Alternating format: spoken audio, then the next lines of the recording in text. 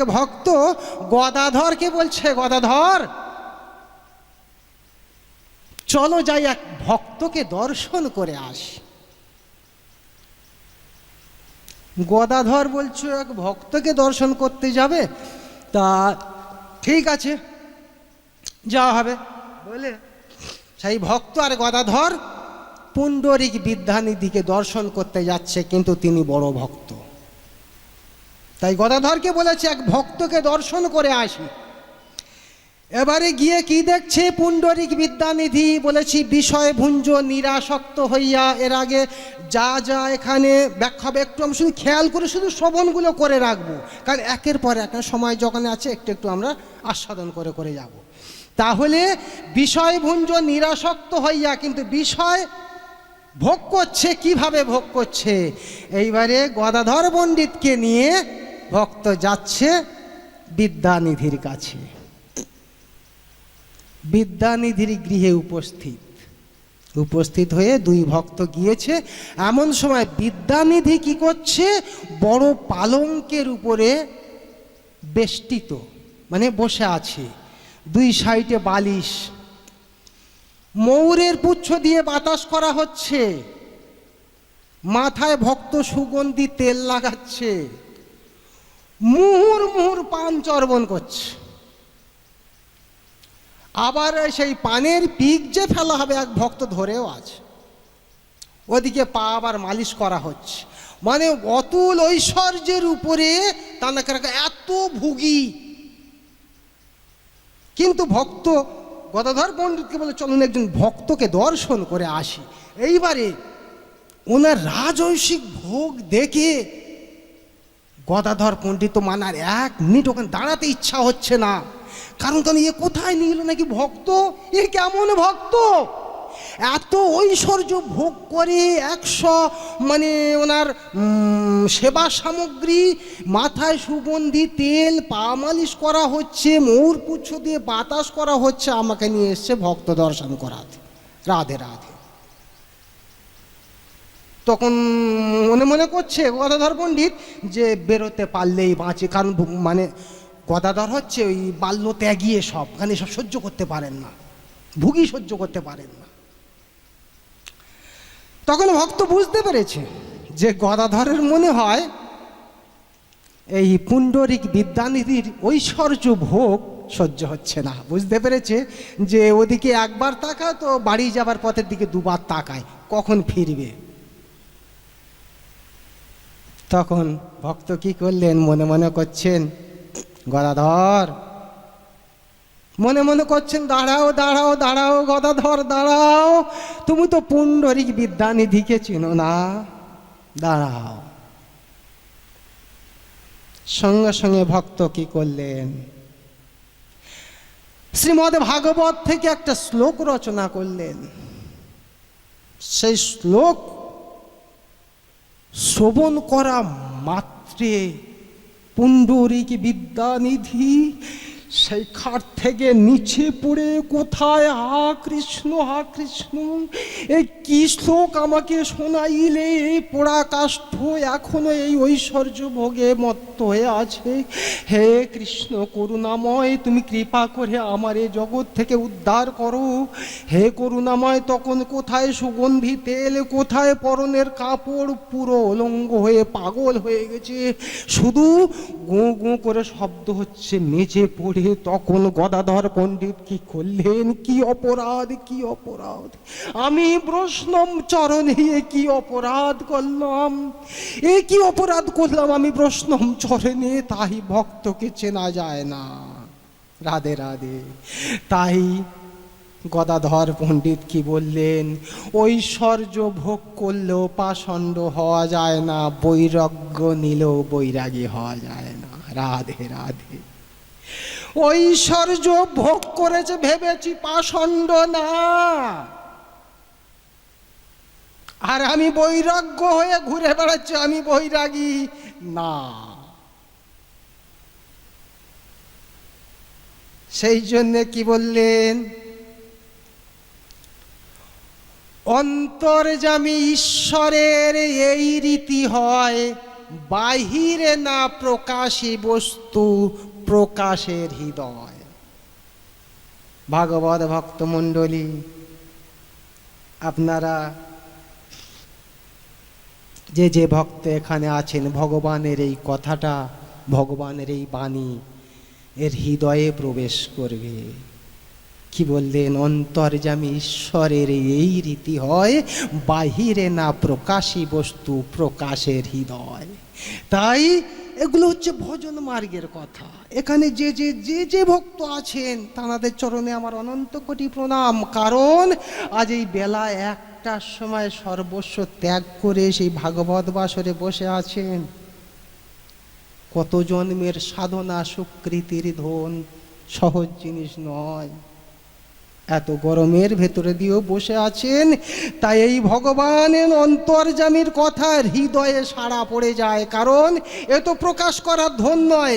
কারণ যখন হাঁড়ির ভাতটা ফোটা শুরু হয়ে যায়, ফুটতে ফুটতে ফুটতে ফুটতে ঠিক যখন ভেতরটা ওতল দেওয়া শুরু করে, চেপে রাখা যায় না।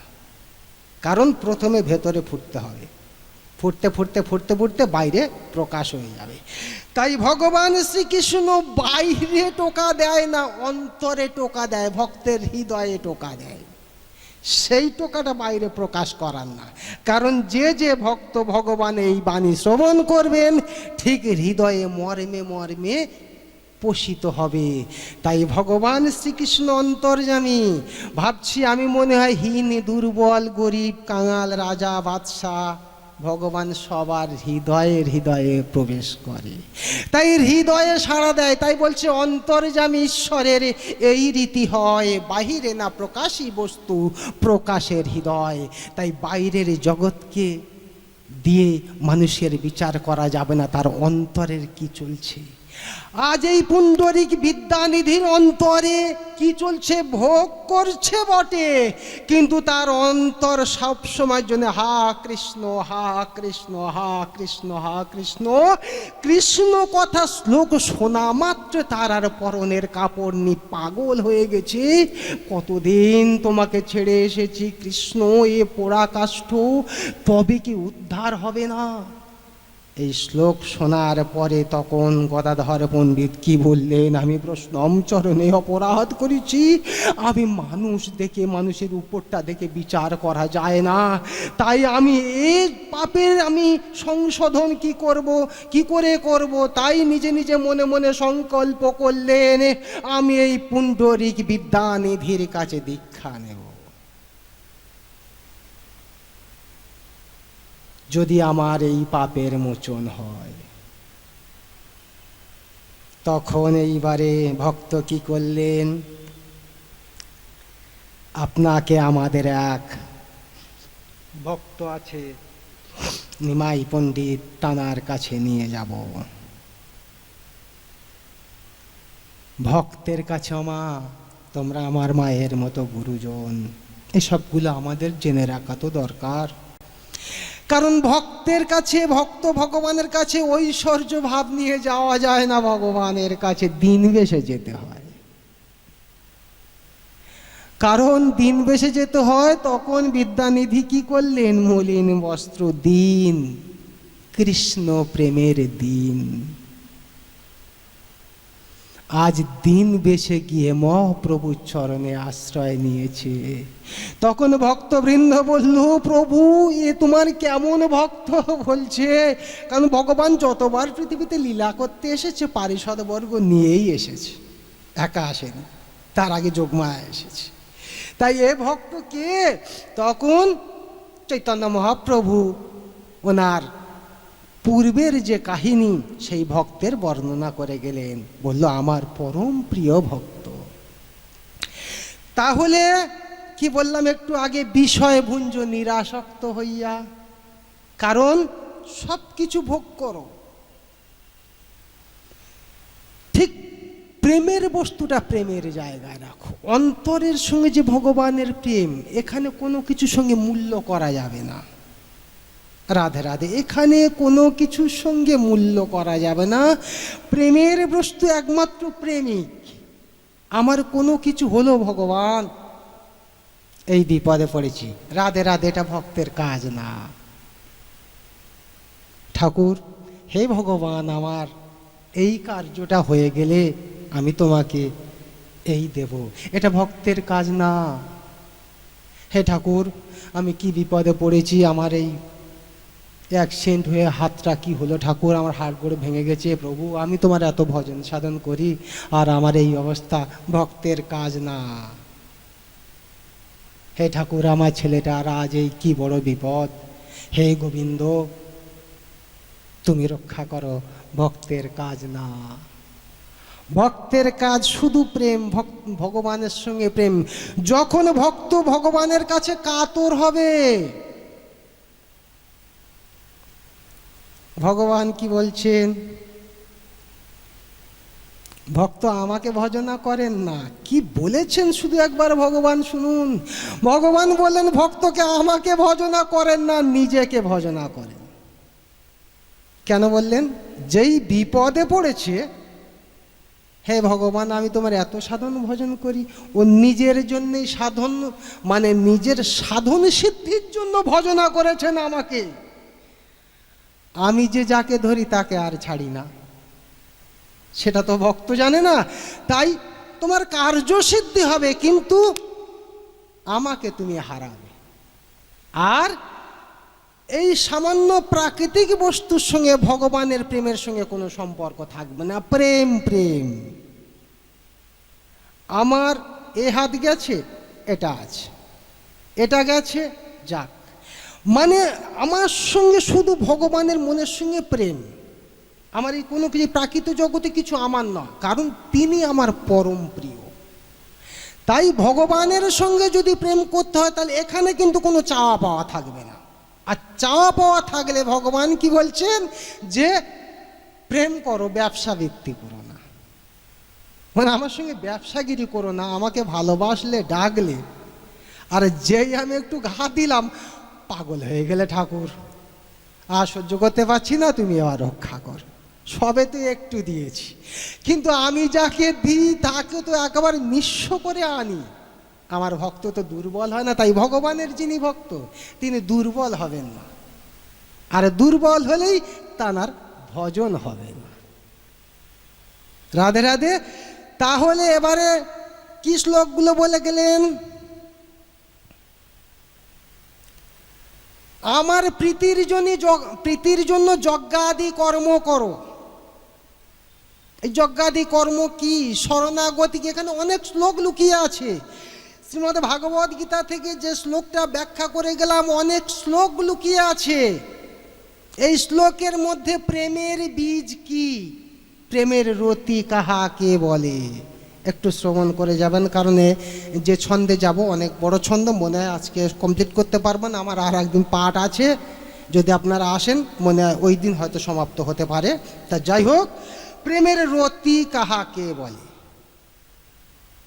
এই জায়গাটা শ্রবণ করতে করতে তার মধ্যে আবার একটু শ্রীমদ্ ভাগবত গীতায় আসবো, কারণ আমাদের বোঝার জন্য।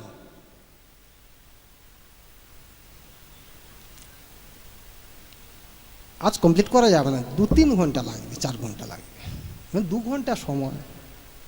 হ্যাঁ, আর একদিন পাঠ আছে, আর একদিন আছে। তা যাই হোক, চৈতন্য মহাপ্রভু এই যে প্রেমের রতি কাহাকে বলে, কারণ এই যে প্রেমের রতিটা বুঝতে পারলে, যে ভাগবত আমরা তো শ্রবণ করতে আসি, নাম কীর্তন শ্রবণ করতে আসি, শ্রবণ করার পরে বাসর থেকে বেরিয়ে গেলাম জয় নিতাই, আর কিচ্ছু নেই। ও মা আজকের কি পাঠ হয়েছে মা? ও মা যা, না গো কি বলবো, ছেলেটা পাঠ করছিল বটে, তা ও মা সে আবার একদিন পাঠ হবে মা, তুই যাস। ধরে রাখতে পারলাম না, কারণ বীজ তো অঙ্কুর হয়নি। তা যাই হোক, এই প্রেমের বীজ কি? বীজ যার ভেতরে একবার অঙ্কুর হয়েছে, এখানে বসে বসে ভক্তরা নিজেরাই উপলব্ধি করে দেবেন, প্রকাশ করার দরকার নেই। ভাগবত এখানে পাঠ শ্রবণ করতেছে হৃদয়ঙ্গম করতে, হৃদয়ঙ্গম যদি না করতে পারলাম, তাহলে শুনতে শুনতে শুনতে শুনতে বেকার হয়ে গেল, সে মনটা দিতে পারলাম না। এই প্রেমের বীজ কি বা কাহাকে বলে, এইটুকু যদি আমরা শ্রবণ করে গেঁথে নিতে পারি, তাহলে নিজেরাই উপলব্ধি করে নেবো, কারো কাছে জিজ্ঞেস করতে হবে না। রাধে রাধে। চৈতন্য মহাপ্রভু কি করলেন? বৃন্দাবনে যাবেন, উনি লীলাচলে ছিলেন। লীলাচলে থেকে সব জায়গা লীলা করেছে, কারণ চৈতন্য মহাপ্রভু তো সন্ন্যাস নেবার পরে বৃন্দাবন বৃন্দাবন যাব বলে পাগল হয়ে গেছে। কাহা বৃন্দাবন, কাহা বৃন্দাবন, জ্ঞান নেই, উন্মাদ পাগলের নেই। নিত্যানন্দ, চন্দ্রশেখর আচার্য, পারিষদবর্গ, ভক্ত পিছনে পিছনে উন্মাদ হয়ে ছুটতে লাগলো, কিভাবে ঘোরানো যায়, শান্তিপুরে কিভাবে ঘোরানো যায়। উনি তো জ্ঞান হারা, কারণ কোথা বৃন্দাবন। করতে করতে এমন সময় বাচ্চারা খেলা করছিল, তাদেরকে মহাপ্রভু জিজ্ঞাসা করলেন। তখন নিত্যানন্দ প্রভু ঈষৎ করে ওদের আড়াল করে বললেন, পথটা ওটা না দেখে এইটা দেখাও। বৃন্দাবন যাবার পথে এইটা। নিত্যানন্দ প্রভু যখন মহাপ্রভু জিজ্ঞাসা করলেন কোথায় বৃন্দাবন, কোন পথে বৃন্দাবন, তাহলে বালকরা ওই পথ না দেখিয়ে নিত্যানন্দ, শ্রীপাদে নিত্যানন্দ ঠাকুর বললেন এই পথটা দেখিয়ে দাও। বালকগণ এই পথটা দেখিয়ে দিলেন। মহাপ্রভু ছুটতে ছুটতে বৃন্দাবন পথে না গিয়ে শান্তিপুরের পথে রওনা দিলেন। তাহলে সেই চৈতন্য মহাপ্রভু বৃন্দাবন বৃন্দাবন করে পাগল হয়ে গেছিল, কিন্তু সেই চৈতন্য মহাপ্রভু আজ লীলাচলে রয়ে গেলেন কেন? বৃন্দাবনে গিয়েছিলেন, সব জায়গায় লীলা করেছেন, কিন্তু উনি শ্রেষ্ঠ ওই লীলাচলেই রয়ে গেলেন। এর কারণ, যাই হোক, এ তত্ত্বে একটু পরে যাচ্ছি, যদি সময় থাকে শ্রবণ করাবো। তাহলে মহাপ্রভু যখন বৃন্দাবন যাবেন, সিদ্ধান্ত করেছেন লীলাচল থেকে বৃন্দাবন যাবেন। তাহলে বৃন্দাবন যাওয়ার আগে উনি বারাণসী ভ্রমণ করে তবে বৃন্দাবন যাচ্ছেন। ভালো করে একটু খেয়াল করে করে যাবেন। তাহলে লীলাচল থেকে মহাপ্রভু বারাণসী গেলেন, বারাণসী থেকে ওখানে 2-4 দিন থাকার পরে ওখান থেকে বৃন্দাবন রওনা দিলেন। বারাণসী গেলেন কেন?